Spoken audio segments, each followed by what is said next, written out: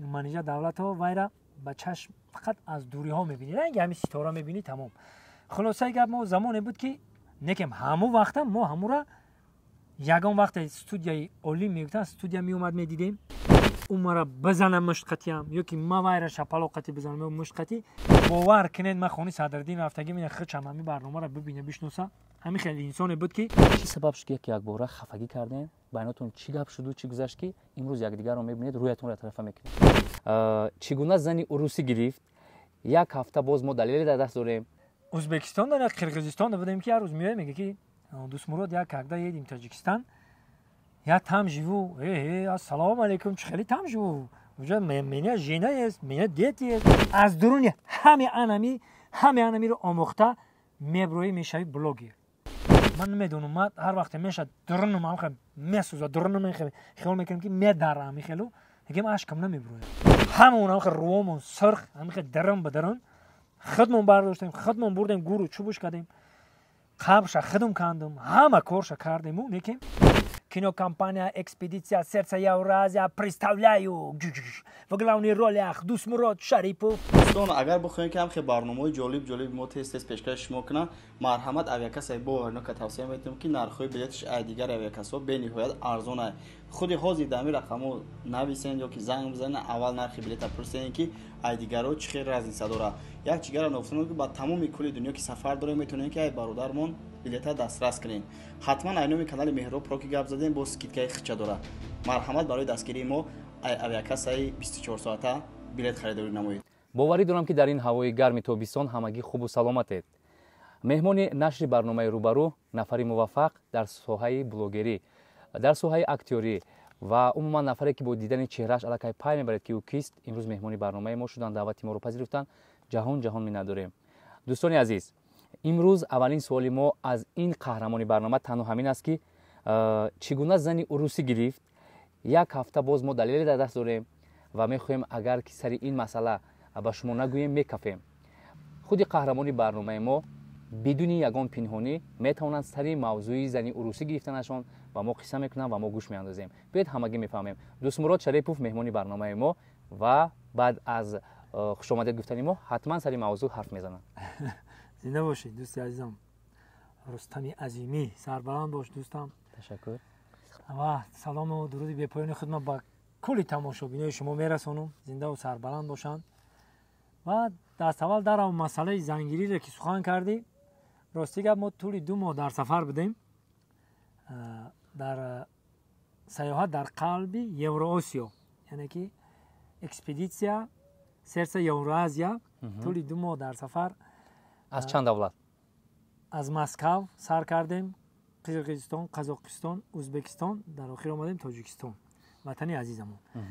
و خلاصه که ما بسیار ما هم بلاگرها در اتوبوس بودیم، همه اهل هنر بودن ویان بگیم. هم بلاگر کشیدی هنرمندی آخه. تاجیکان تنها؟ نه 2 نفر ما تاجیکا بودیم از بلاگرها که حساب کنیم 2 نفر بودیم. دیگرو هم از خارجه؟ دیگرو از مسکو بودن، بسیار بیشتر از مسکو بودن و از قزاقستان، از ازبکستان، از قرقیزستان و هم بلاگر بودن. و راستی که در راه می رفتیم 5 ساعت 6 ساعت. بعد ما یک آدم میدونی که همین ما بسیاری بعد که بشینیم همین автомати بگیم شوخ طبیعت ما خیلی بسیاری بعد که بشینیم دیگه نمیتونم طاقت نمیکنم شیشته بعد میخزم هر گپ گفتن میگیرم. بعد همین یه روز دو روز شیشتیم هیچ که گپ نمیزنه، هر کس هوشش به خودش. با ما سر کردم کاروما سر کردم кинокомпания «Экспедиция сердца Евразия» представляю в главной роли Дусмурод Шарипов. گفتم گشتم نگاه کردم یه دخترک همونجا داشتگی نامش انا بود، هم خیلی بود. و главный героин انا گفتم با هم خیلی خندیده ایستاد. بعد هم کینوگه اکتوری کردن گرفتم، ایت کردم اون کردم رژیسور кинокомпания رژیسور کیمچی همین شوخی کردن گرفتم. با دخترک گفتم هر وقتی که من نامی تو رو گرفتم بخیاجاتو بیار برای من رول بازی کردی. ما اتوبوس داکر افتستیم.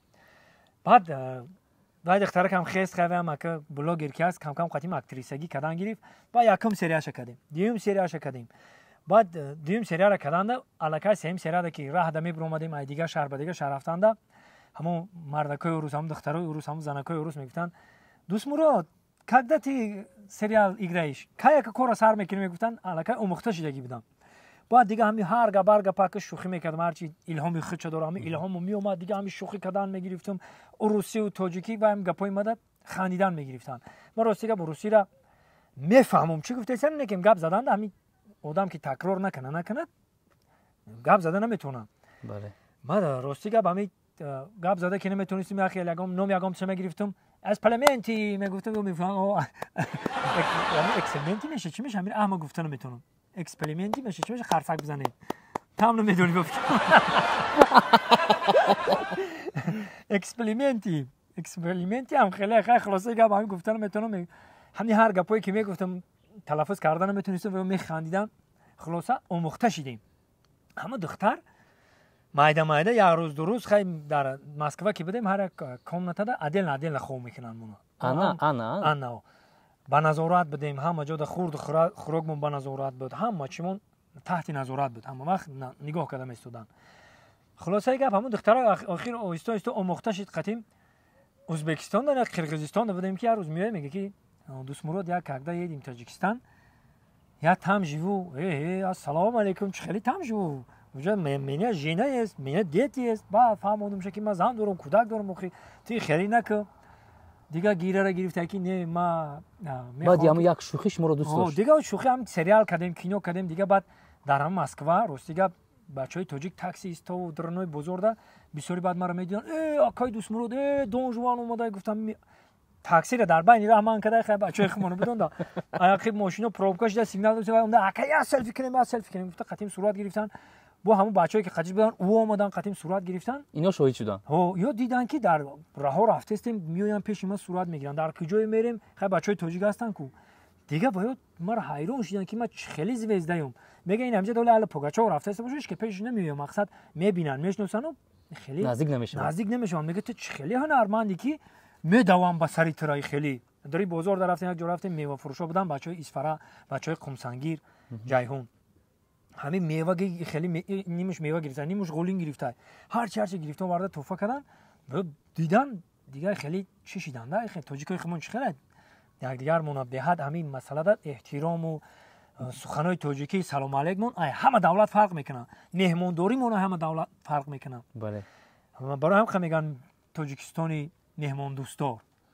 گوشت پرینی مینی میگم گفتن میتونم تاجیکستان گوشت پرینی مینی گوشت پریمیستی خیلی خلاصه همین گپایی که هم خیلی گپ میزدم و میخندیدن همین خلاصه گپ برای همون قوای ما قطعی سخت آموخته شد دیگه که جای میرفتم قطعی میرفت مقصد روسا قطعی نمیگشت که ما تاجیکا اگه استاد میشتیم و میومد تاجیکای همین استاد تاجیکو رو میشیشت که قطعی شما بشینم گفتم خلاصه بعد فهمیدم که نه که زن نگرفتیم و یعنی قصه عشق شما از اتوبوس شروع شد ما هم 51 روز بگیم هم در اتوبوس بودیم فقط خلاصه که زن نگرفتیم و خیلی زن کینوگی موشیده که بعد فهمیدم که تو در کینو زنی می که جنشینه بالشوی جنشینه گفتم باید زنه که دیگه بود ما او رو خطی شوخی میکنم که تو زنی کلانی میشه که فیلمی تاجیکس که میکنه میگم تاجیکا دا خیلی میگم که در حقیقت ممکن نیست نکیم در با مسلمانی ما بگیریم هست که باید 4 زن بگیریم ممکنه میگفتم تو زنی کلانی میشی یعنی زنی بیننگی میشونی و این زنی کنجگی میشه گفتم رو میفهموندم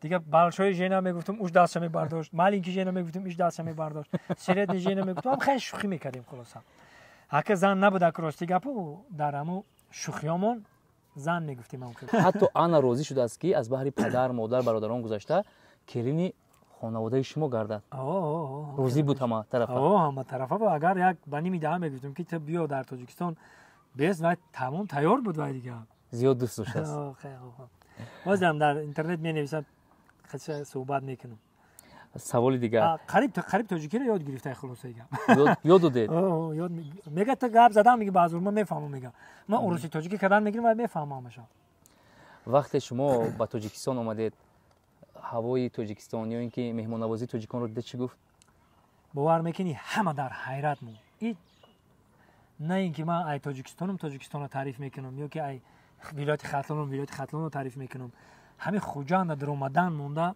الکی فرقیت بود همین باور میکنین ما هر جایی که میرفتیم گرانیتو رو میگذاشتیم میرفتیم درون شهر ده میدر اومدیم با پیشوازمون میگرفتن اینجا الکی بین دو همین سرحد است بین دو سرحد الکای در اومدن تاجیکا در آوردن مهمان اومده گفتن همون ملیسای تاجیک همون پاسبانای تاجیک در آوردن بین نیترال زون میگن کو انا موجوده موندن دبل دایره رو همین ازبکستان برو اومدیم دبل دایره سرش و حیرت موندن که چقدر ما در بین مقصد گرانیت هم این کاری خیلی هر یک شهر میرفتیم هر یک ای شهرک میبریم مقصد در یک ناحیه‌ایم در یک ولایت سوختیم در یک ولایتیم ای شهرک میبریم دیگه شهر پیشواز ما میگیره ای شهر دیگه شهر پیشواز میگیره در سطح بلند شهرستان میریم همه جا پیشواز ما گرفتن و چون در حیرت موندن این نون و نمک ده این مهمون نوازی ده میگم من راستی گپ همین تاجیکایی که یک خیلی نفراشه در تای دستشون تاجیکا کار میکنن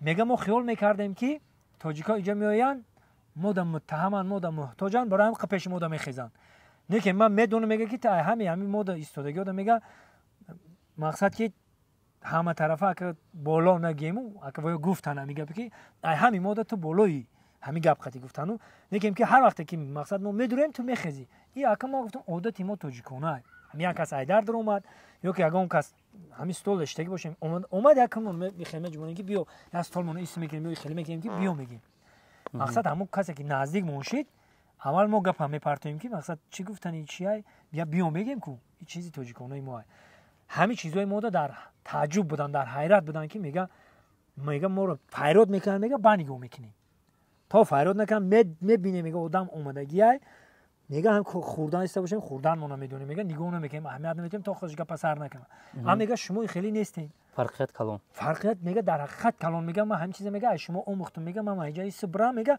همین کارا میکنم انا گپ در اینجا بوده است که انا به همین خاطر شما رو دوست داشته است با تمام رسم و رسومی تاجیکانه بله رسم و رسومی تاجیکانه ما همه طرف فرقیت داره این خمون اهمیت نمیتیم خمون چیم هر روزه که میبینیم لیکن باید دقت دادن ما تاجیکا در حقیقت ما دیگه خیلی کار و بار ما رفتارمون دیگه دوست مراد این قروز در سفر بوده در اینترنت چی گپ میدونید از خط خبرهاش با خبره اگه اینترنت کدامیشه بگم اینترنت هر روز گپ خبری نوای نیکیم همین دو روزایی که بگی دو روزایی که من در خونم خواب بودم هر وقت میدرم همین یک نفر میبینم خانم منیژه بانو منیژه دولت در حقیقت در توپ اینستاگرام شرق میزنن بله راستی گپ و یک ستاره هست که منیژه دولت ها وایرا با چشم فقط از دوری ها میبینی رنگ همین ستاره میبینی تمام خلاصه گپ ما زمانی بود که بگیم شب روز یک جا بودیم منیژه دولت ها نکم همون وقتا ما همون را یگان وقت استودیوی اولی میگفتن استودیو می اومد میدیدیم یا که یگان کنسرت میدیدیم یا اینکه روزهای عید میشید خونه شون میرفتیم میدیدیم من راستش کلوب هم رفتم خونه و نون نمک خوردم در این 33 هم زندگی میکردن همون سالا در روپروی بازارچه بود در 33 هم رفته در خونه شون فقط تنها دیدم که در میدان در یگان راه ما دیدگی نیستیم رو دوست بودیم یا دیگریمون رو میشناختیم که این زمان خیلی سوال میشه من ندیده بودم با نو اینا در اینترنت دیدیم چگونه شد از نظر شما خیال میکنیم که همون منیژه همون زیباییش همون قد و قامت همون رفتار همون کردار همون منیژه‌ای که بود سالهای 2001 تا 2008 مقصد ما بسیار وام خوردیم بسیار میدیدیم همون منیژه همون خیلی است دیگر نشده است همون رفتار همون فعل و رفتارش درباره منیژه گفتید صدرالدین به آدم اومد دوستی شما و صدرالدین از کجا سرچشمه یافته بود من در چندین جاها شاهد بودم که حتی شما مهمون خاندان خود شده یک روز دو روز سه روز در خانه یک دیگر مهمان میشدید بله ما کیسه دوستی شما و صدرالدین اجبری نفهمید راستی گپ یکم 9 سپتامبر سال 2001 بعد چیل صدای باران نه برآمدگی چیل صدای باران الان یاد دارم رپتیسیون میکردیم در میدان در استادیوم اینمی وقتا فرانزه میگفتیم برای ثبت کلیپ بود نه 9 سپتامبر بله ها بعد زانتیکای خیلی تو دادم خیلی وقت دانشجویی گشنه و تشنه همین رپتیسیون میگن دلمون گرفتگی بود همون را صدرالدین خودش نمیدیدیم فقط صدایش میومد ما رپتیسیون میکردیم بعد ما خیال میکنم که اگه مرده که کلونه بایده میخونه نمیدونستیم که ایمو 2-3 سال کلونه خیال میکنم که اگه مرده که کلون بعد همون روزی کنسرت شد همون روزی 9 سپتامبر بعد دیدیمش که در هم صحنه برآمد خیلی خوند ما هم قطارش رقص کردیم عید گذشت یعنی که پرازنیک گذشت بعد در این استودیو دیدیم گفتم تو بعد در اینستیتوت که وا خوردیم اینستیتوت و میخوندم موشا بروز. بعد دیدیم سلام علیک کردیم گفتیم ای در افتابی ما رپتیسیون میکنیم. من خیال میکنم که اگه مرده که کلون تام چینی ما بودی تام یاد دانشجو بودی و همون شب چهارم کورس بود ما یکم کورس ای همونجا شیناس شدیم. بعد توی معرکه ها بسیار که میشید. بعد نامی ما هم که برومد گروه عرب شو شدیم. ما بین 6 ماه دام سال 2001 در که نامون برومد تلویزیون ها برآمد کردیم. چوجای زرین خوش دلون دیگر رو که برآمد میکردیم. یا رفیقامون که بود الکای در آپرانچک شدیم در دوشنبه شهر. دیگه توی معرکه ها همین اینستیتوت اومده میبردن ما را. خلاصا دیگه هر شنبه یک شنبه معرکه ها بودیم. اون وقتا توی بسیار میشید جمعه دم میشید پنج شنبه دم میشید. میرفتیم که آفیس صدردینه ما تبریکات دیگه ما که میرفتیم جانی ویو میدم میدوخی یک گروه عربشو برو این صحنه چکنن تو 20 مینوت تو نیم ساعت تو یک ساعت هم صحنه چه میکردیم. اون وقتا خلق که معقول بود بله تماشا میکردن. حاضر که یک مینوت گپ زدن بسیار گپ زدن میگن. اون وقتا همین گوش میکردن. خلق تشنه حجم و خنده بود. راستی گپ بعد همون چین دوستیمون سخت شد تا سال 2000 بگیم 15 خونه‌اش میرفتیم. باور کنید من خونه صدردین رفتگی من خود چمامی برنامه رو ببینه بشناسه. همین خیلی انسانی بود که میرفت توقع خودش نور ریزه میکرد. شو فوتبال می اومدیم یو کی اون وقت خیلی شو دیرتر که می اومدی دیگه میگه خیلی ماشین خط خونی ما میریم مثال میستینم اونجا. یو کی های میکردیم در فابریکه ما خونه داشتیم خونی مود خو میرفتیم. همین خیلی بود که خودش نور ریزه میکرد. میگه وای دیگه نمی خچی افتم بچو شوربای چیزی که باشه مایدن ریزه میکردیم نونا میخوردیم. یا که پیتزا زکاس میکردیم اون وقتا نه پیتزا برام دیگه بود. یا که شاورما ما یکم مر شاورما رو همین صدردین خریدگی خوردگیم. بعد یک بخشیدگی که من گفتن که دوست مراد برا سمبوسا بیار. گفتم خب میرم سمبوسا میارم. گفتن میری پیش سیر همونجا دا یک تا شاورما بود تمام. با گفتن نری سمبوسای بری خیلی گیرده یا سکنجه بیاری شاورما. که گفتم شاورما شما نمیدونم مخوی شاورماش خیلی. گفتم برا همون سمبوسا که خیلی دروزک گفتم یا وقت خوردیم من خیلی گفت بعد رفته سمبوسا وردیم. با یه وقت دیگه گفتن که در خونه ما خودیم گفتن دوست مراد برای گفت سمیتانه بگی بیا. گفت دوست مراد میری سمیتانه میگیری میای. خب ما گفتم مایل اگه ما درشون خورد چون ما بدم هم چیز میشین مرا میگفتن برا. گفتم برا سمیتانای خشرو بگیری بیا. با خیلی بزه بکش نه یارم خشرو سمیتانای زورش بگی بیا. گفتم مایل.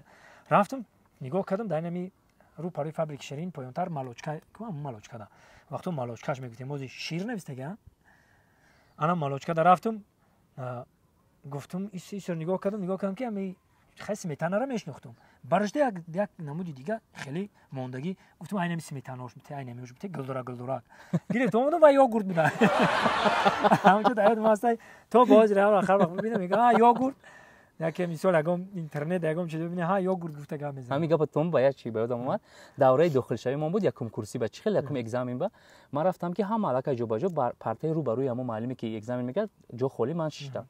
گفت که بچه جان تو سرجان اگزمین گفت رفته از کیوسک ارسیکولا بیار. منم گفتگی برای شما رفتم و صاحب همون مغازینچه گفتم که ما این 10 سوم با یک کیوسک ته ارسیکولا ته بابا گشت گفت کی گفتم معلمم گفت چی گفتم که یک کیوسک یا ارسیکولا وای خیلی نگفته گفت که کیوسک ارسیکولا بیار. درسته دوره‌های خیلی ما اونجا اون وقت ابوگرانگی میگن. بله ابوگرانگی فقط گرانگای هیچ همین خیلی چی نمیکنی ابوگرانگی دام خیلی میشه. یه خبر دیگر فهمیدم که همین توجه ما میدونستیم شب و روز شما همراه روزبک فیضعلی توی محفل و معرکه و بانکت یک جایی بودین به یک دیگر نمیتونستین دوستانی جونین هم کروگی شما علاقه میدونن چی سبب شد که یک بار خفگی کردین بیناتون چی گپ شد و چی گذشت که امروز یک دیگر رو میبینید رویتون رو طرفه میکنید؟ نه ما روزبک قطعی دیگر رو بگی خب میگم قطعی روزبک ما بحث بسیار میکنیم در بحث علمی هم میکنیم بحث دنیاوی هم میکنیم بحث اسلامی هم میکنیم. نه که ما باوری دارم اون مرا بزنم مشقتی هم یا که ما وایرا شپالو قطعی بزنم مشقتی ما یک دیگر خفه نمیشیم. ما همین خیلی هستیم که ما خیلی ببینیم رو بگردونیم و خیلی گپ نیست فقط از ما را وقت ما را جدا کرده است وقت مقصد که ما سفرو دایم همه در توی معرکه‌اش با این خیلی نزدیکی خیلی فهمیدیم پدرش درگذشت ما در سفر بودیم روش جاشون جنت باشد ما در سفر که بودیم رفتن نتونستیم روستیگا ما در مسکو بودم یعنی اصلا در ایران بودم پدرشون بندگی همدردی کردید البته که همین دست اول ما همدردی کردیم و ما در ایران که بودم نتونستم با نسلی سالش به در مسکو بودم. خلاصه گپ که ما ایروزیبک 1000% باوری دارم که وای ما خفه نمیشه و هم میدونه که ما وای خفه نمیشه. ما هم خیلی دوستایی هستیم که خفگی بینمون نیست. سلامت باشید دوست مراد. سوال دیگر همین که من میخوام در پیش همین چندین نفرانی که ما رو تماشا میکنن من ابوناچیونی کانال مهرپرود شما رو تبریک گویم. مبارک شود چون اولین بلوگری توجیکی میانی 20 دولت بود یا که 25 دولت بود همچون بلوگری موفق توجیکستان اعتراف کردید و باعث احسان و آفرینی کلی انو ابوناچیونتون گشتید. زنده باشید. تشکر. بیاید کمی در این باره گپ زنیم. درباره بلوگری بلوگری یک ساحه عین زمان شدگیه که یک چیزی آمیخته خیلی آمیخته ژورنالیستیکا اکتیور رژیسور رپسرا حافظی قرآن هم بگیم ملا دختور همه کسبایی که بلندن کسبایی هسته که یا بگیم که رقم یک به شمار میروند از درون همه انمی رو آموخته میبروی میشوی بلوگر. این بلوگری کاری سهل و شوخی و ساده نیست. کاری دشوار، کاری قین، کاری هست که کاری هر کس هم نیست. بلوگری خیلی که این زمان میبینیم که در اینترنت میبروین مقصد چی گویم که از گفتنم در نگفتنم بهتر الکی مردم پای بردن که من درباره کیها میگم. من نمیخوام که نام یک کس بگیرم و مخصوص همون رو بفهمونم. من نمیخوام که دل یکم کس سیاه شوه ایما. چرا از روی همون 2-3 نفری مقصد که گفته شما دیگر بلوگران رو سنگ معلومات میزنن؟ این زمان همون در یک دگ جوشیده ایستادیم برای همین. برای که یک سوال عادی محپیکر یارو بود، قربانی صابیر بود، خودی شما بودید؟ من بودم، لطفالله دولتوف بود، دیگر استادا همه بسیاری از کدام نوار برآمدیم و دعوت شدگی بودیم در کینوتئاتر وطن. همه در نزد کینوتئاتر وطن ایستادگی ما که باید بدرویم همون کینو رو تماشا کنیم. در همونجا همون جوانکایی که همون کودک‌ها طلبای مکتب گذشته هستن میبینن این بلوگرا رو بی که استادا سینمای تئاترن و سینمای مقصد سیمای استادانی صنعتن یا استادای صنعتی کینو و تئاتر و دیگران همه را بلوگر میگن. حوزی دیدی کودکای حوزی را همه بلوگر میگن. چی در تلویزیون ببینه چی در تلفن ببینه او الکای بلوگر میگه. برای همین این کارو ما بر وقت میدونستیم که ما را بلوگر میگن دیگه ما را هنرمند نمیگن. ما همین چیزا هیچ نباشه 15 سال پیش حس کرده بودم. همین وقتی که بلوگر شد مردم گپی نو دوست میداره. هر سخن نو میبره دوست میداره مردم. میخواد که همین تماشابین همو رو تکرار کرده بیسته. حوزی بلوگر دیگه ای اکتیور ای رژیسور ای ژورنالیست دیگه باید او کهنه شدن. نام کهنه شد. یعنی که چیزی نو رو همه وقت مردم خوب قبول میکنن. حوزی باید بلوگر با یکم نامی دیگه میبره که با نام او را بگیرن. بلوگرم یک وقتا استادی ما میگفت که 100% درست. یک وقتا استادی ما میگفت که در تئاتر میشید خودش با خودش زیق میشید. ها افسوس میگفت تلویزیون برآمد و تئاتر شکست میگفت. انا ما میگم که اینترنت برآمد هم تئاتر و هم تلویزیون شکست. بله این چیز واقعیه. ای خدمت فقط تجربه خدمت میگم که من 3 تلویزیون دارم. هم در خونه هم در خونه قشلاقیم هم اصلا در جای خوبم. نه که من کی آخرام بار تلویزیون تماشا کردم نمیدونم. میدونم و هوشم در تلفن ایو مقصد خیلی کم آدم این حال همه کار بارم با تلفن ای. شما با یک کوبک کلان در نزد بسیار آدمان از جانب خارجیان اعتراف کردید و شما رو همچون بلوگ تعریف کرده بودن. سر این موضوع گپ زنید. این کوبک کدام حساب بود؟ خلاصه دیدن که ما در صف پیشیم. با مصلحت کردن که بیا یک جای بستیم و خاطی ما همکاری کنید. باز اضافه شد روزهای دیگه. روزا اضافه شد که زینب بیبی کم گفتیم ما راستی گپ بچه‌ک ما یاد کردم ایسوسو گفتم جای جنگ جای ننگ خواهر عزیز آمدیم ناموس میکنیم بیا کار میکنیم. زینب بیبی هم دختری با ناموس است. زینب حسینова بلوگر است. یک چهره شناخته اینترنت. سلام. ما میرا آدمی فیسبوکی میگم نکن. آیا آدمی فیسبوکی بیا با خیلی میشه که یک خیلی چی را وای من میپرسم یک خیلی چرا ما وای میپرسم. خلاصه маслиҳати бародарона карда ҳамин корро кардем. дӯстмурод дар як наворатон ҳамагӣ шоҳид ҳастем ки шумо модарро пуштора карда дар хонаи худо ба фикрам ҳар тараф мебаред ва мардум аз ҳамон ҷо шуморо таъриф кардан аҳсан гуфтанд ки чӣ қадар модарашро дӯст медоштааст ки дар шонаҳои худ мақсад ба қавле пуштора кардааст. рости гапа бигӯм мо куҷое қадам мемонем, ҳар куҷое ки мерам ман фикр мекунам ки ба дуои ҳамин падару модарам. ҳар вақте ки пеши падару модарам мерам як каф дуо мегирам, меом корам дубора абарот мегираву дубора пеш меравам. бовар мекунед ҳар вақте ки ман пеш кӯшиш мекунам ки тезтарак пеши падару модарам мерам. ҳафтае меша ки 2 бор мерам, моҳе меша ки 3 бор мерам. ҳар хел вақтома меом, ҳамин вақте меом ки кӯшиш мекунам пеши падару модарам барам як дуо бигирам. охирон бор ашки падаро кай дида будед? Ашки ва барои чӣ гиря карда буд? ана ки як гапа ростша бигӯм. Бугу. мо як оилае ҳастем ки ман ина 40 дар омадам, ягон бор ашки падар ман надидам, ё ки як ашки бародар ман надидам, ё ашки хидма. ман намедонам, ман ҳар вақте меша дурнам амха месӯза дурнам хиёл мекунам ки медарам михелу, мегем ашкам намебирояд.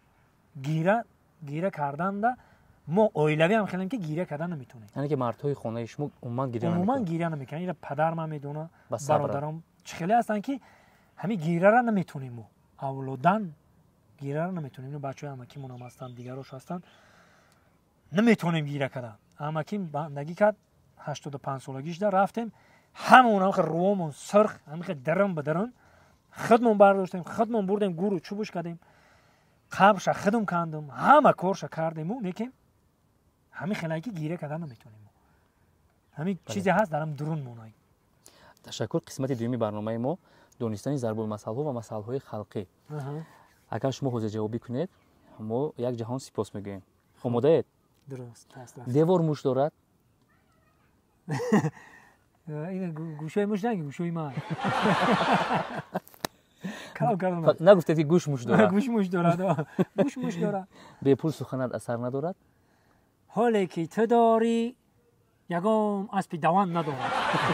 ҳуши оча ва бача? дили бача ба кай зан мегирад? ба арӯс. ба арӯс. хурус бошӣ ҷеғ зан, мокиён бошӣ тух кун. вафодориро аз ки биомӯз? вафодориро аз саг омӯхтан дар кор. бале. хар бошӣ харигарӣ кун, хар набошӣ чӣ кор кун? одам шава қалан. одам шав. бо дуи курмуш пагод алиш намешавад. саволи дигар. гови бешира овозш ҳам баландае ки овози илҳом муродов да баланд. илҳом муродов намеранҷад. сари зулфи ту набошад? тоқи бисёр. сари зулфи ту нашуд, сари зулфи дигаре. шаяд сарат бошад саломат тоқи бисёр. бо бадон бад бошу, бо некон нек. ҳамин як замонеш да бо ҳама хубӣ кардан дар кор. ҳамин умри дурӯзада шияи ҳамин коре ки хубӣ ки баро таваккалш ба худо дига. яъне ки дӯстмурод мегӯянд ки дар ин дунёи дурӯза биёед фақат хубӣ мекунем, ба хубӣ ёд мекунем, ба хубӣ месупорем. дӯстмурод душман доред? душман? бале, инҷа фақат ҳа ё не каротки атф. хаёл мекунам ки не. фиреб хӯрдаед? ҳо. аз касе гила доред? не. аз чӣ пушаймонед?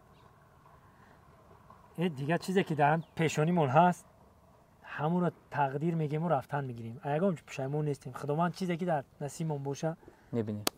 хона доред? ҳо, бале. эҳтироми шумо байни мо, байни мардум ва байни тамошобини мо ҳеҷ гоҳ кам набошад.